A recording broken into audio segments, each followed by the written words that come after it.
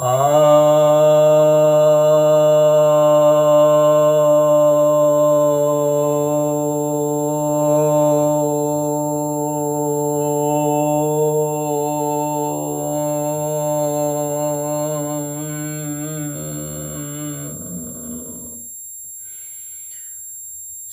भक्तजनों को सप्रेम नमन। भक्तों, आज आपके समक्ष आपकी जिज्ञासाओं का समाधान लेकर आया हूँ। एक जिज्ञासा ये है कि डॉक्टर भीमराव अंबेडकर स्वतंत्रता आंदोलन में कभी भाग क्यों नहीं लिए?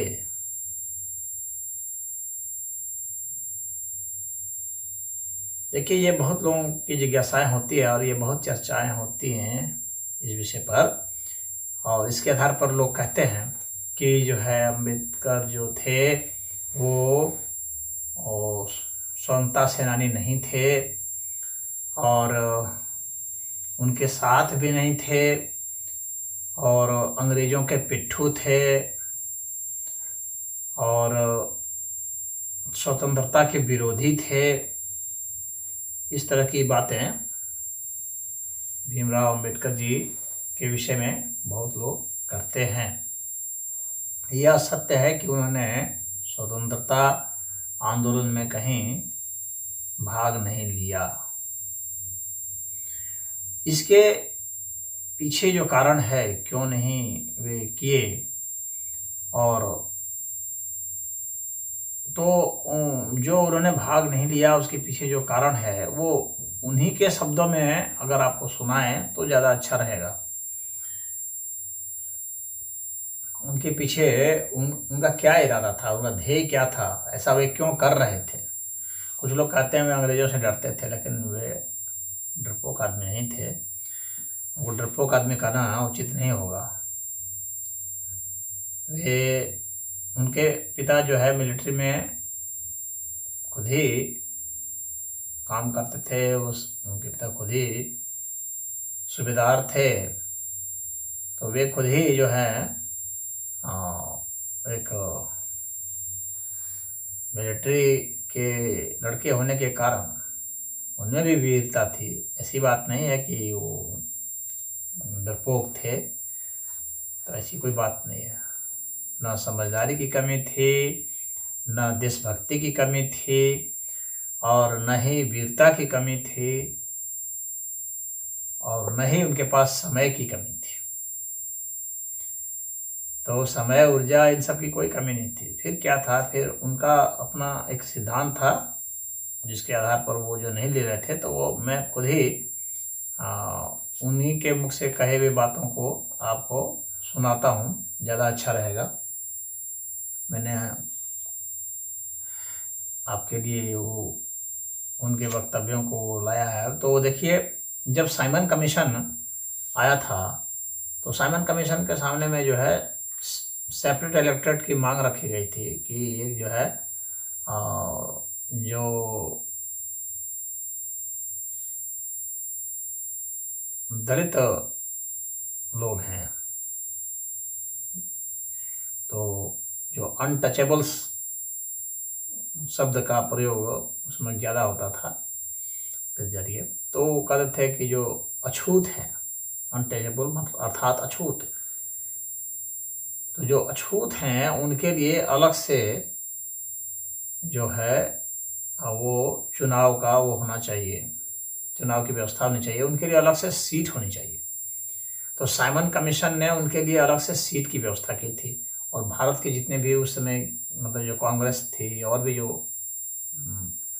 पार्टियां थी, तो वे सब साइमन गो बैक का नारा लगा रहे थे साइमन कमीशन को इस आधार पर, क्योंकि उनकी कोई इच्छाएं वैसे पूर्ति नहीं हो रही थी। लेकिन अंबेडकर जो थे वे साइमन कमीशन के खिलाफ में नहीं थे, क्योंकि साइमन कमीशन ने रिकमेंड कर दिया था कि नहीं, सेपरेट इलेक्टोरेट होना चाहिए। तो 250 में से 150 सीट तो जो है हिंदुओं को दे दिया गया था सेंट्रल लेजिस्लेटिव काउंसिल के लिए। अब उन हिंदुओं में से भी जो है कुछ उनके लिए दिया गया था जो अछूत माने जा रहे हैं। तो उनके लिए सेपरेट इलेक्टोरेट की व्यवस्था की गई थी। तो इस विषय पर जो है कई कई सभाएं हुई। तो वहाँ की जो सभाएं हुई तो उसमें जो डॉक्टर भीमराव अंबेडकर ने जो भाषण दिया तो उसी वही मैं आपको पढ़ के सुना रहा हूँ। We are also told that the settlement of the social problem should wait till the political freedom of the country is achieved। ये कह रहे हैं अम्बेडकर जी कि हम लोग को ये मतलब बताया जा रहा है, मतलब ये पार्टियां वगैरह ये सब बता रहे हैं कि अभी जो है सामाजिक जो है जो समस्या है उसको भी ये भी रखे रहो, इंतजार करो जब तक कि राजनीतिक आज़ादी न मिल जाए, क्योंकि उसके बाद होगा तो हम लोग के हाथ में होगा तो हम लोग अपने हिसाब से कर लेंगे। ऐसा जो है कांग्रेस और अन्य जो पार्टियां थी वे इनको समझाया करती थी, लेकिन ये उससे संतुष्ट नहीं थे इस लॉजिक से।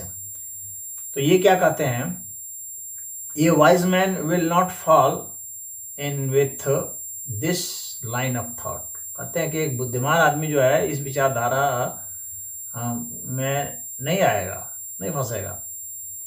Every one of us also knows or ought to know that those in possession of power seldom abdicate in favor of those who are out of it। कहते हैं कि या तो सभी को पता है या पता होना चाहिए कि जो सत्ता में होते हैं तो वे उनके लिए कभी भी रास्ता नहीं छोड़ते जो सत्ता में नहीं होते हैं। ये बहुत बड़ी बात इन्होंने कहा।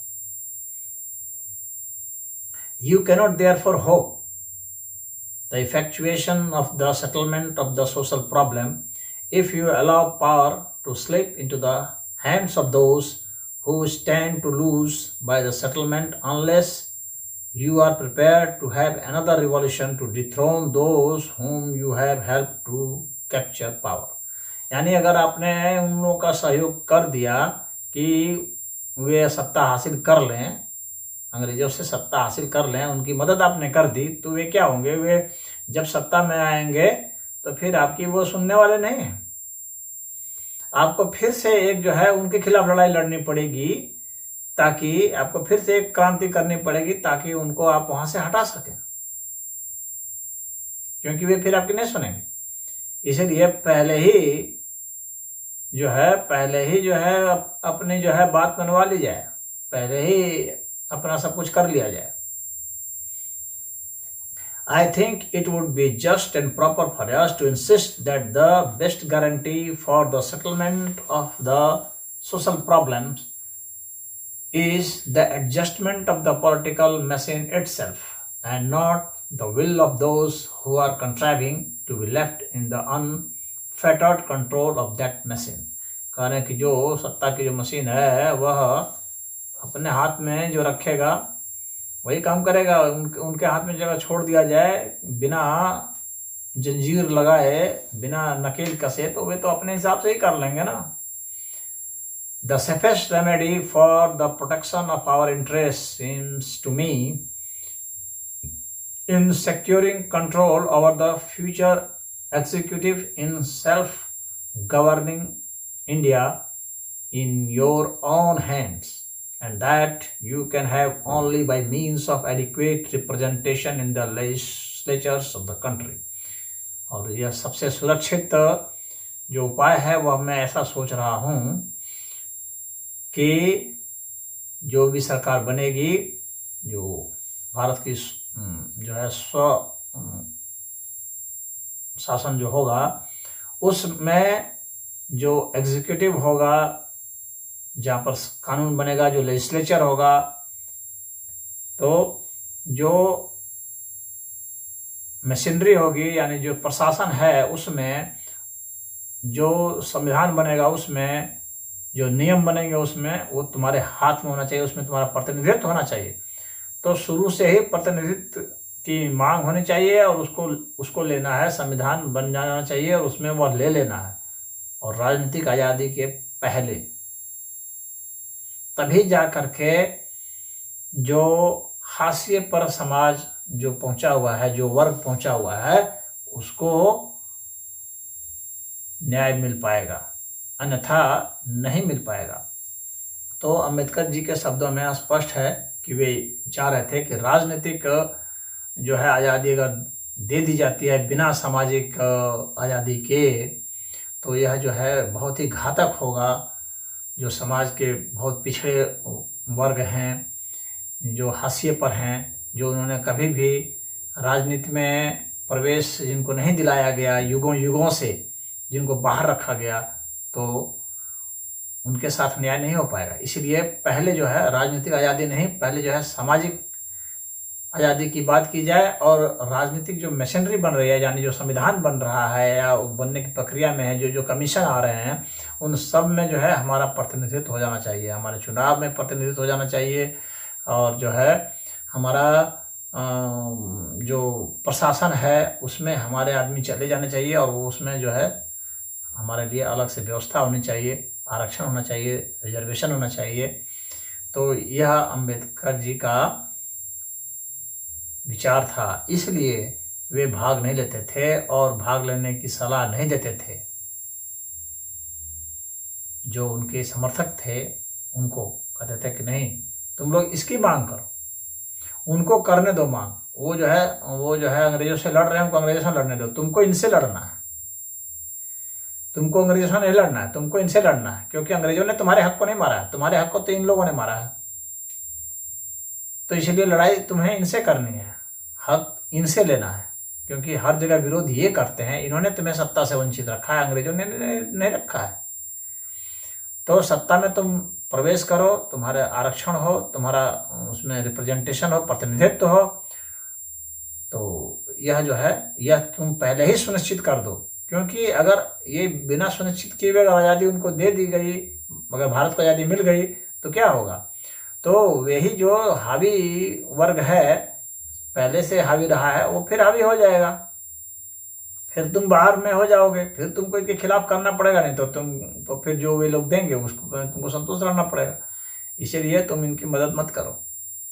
तो ये अंबेडकर का जो है स्पष्ट विजन था, और जो हाशिए पर जो वर्ग था उनके लिए तो खैर मैं कहूँगा कि अच्छा ही था, क्योंकि यह बात डॉक्टर भीमराव अम्बेडकर की बिल्कुल सही है कि अगर बिना उसके किए हुए अगर मिल जाता तो जो वर्ग हावी हो जाता तो वो फिर अब नहीं करता। जब तक वोट का अधिकार नहीं मिलता और जब तक आरक्षण का सीट नहीं होता, कुछ सीट आरक्षण का भी जरूरी था, क्योंकि जो वर्ग लगातार पिछड़ा हुआ है, कहीं नहीं है, भूखा नंगा है, रहने को घर नहीं, पहनने को कपड़ा नहीं है, खाने को अन्न नहीं है, उसका अधिकार बिना राजनीति के अधिकार के संभव ही नहीं है, और सामाजिक रूप से ये हाशिए पर रखे हुए। तो डॉक्टर भीमराव अम्बेडकर ने स्पष्टता कह दिया था, और इसलिए उनका योगदान उस पर नहीं रहा, लेकिन उनके प्रेशर के कारण ही ये जो नेता थे कांग्रेस के या अन्य पार्टियों के जो बात करते थे भारत की आज़ादी की, उनको मजबूर होना पड़ा सामाजिक आज़ादी की बात करने के लिए। और डॉक्टर भीमराव अम्बेडकर की बहुत बड़ी देन है, और वो बिल्कुल स्पष्ट थे, फोकस्ड थे, अपने लक्ष्य से और अपने मंतव्य से पीछे नहीं हटे, वो फोकस्ड थे, और उन्होंने उसे हासिल भी किया। जब भारत की आज़ादी के पहले भी जो गवर्नमेंट ऑफ इंडिया एक्ट 1935 आया था, उसमें भी, और जितने भी आए थे गए, 42 में भी, 39 में भी, और बाद में जो संविधान बनाया तो उसमें भी, सब में अंबेडकर जी की इस बात को मानने के लिए यहाँ की जो पार्टियां थी वे बाध्य हुई। और इसके कारण ही आज जो हम भारत में देखते हैं तो उसमें अंबेडकर की भूमिका, इसीलिए सामाजिक आंदोलन में तो श्रेष्ठतम है ही, इसमें कोई दो राय बिल्कुल नहीं है। और उन्होंने क्यों नहीं भाग लिया, यह स्पष्टता उन्हीं के शब्दों में मैंने आपको बता दिया। हरि ओम।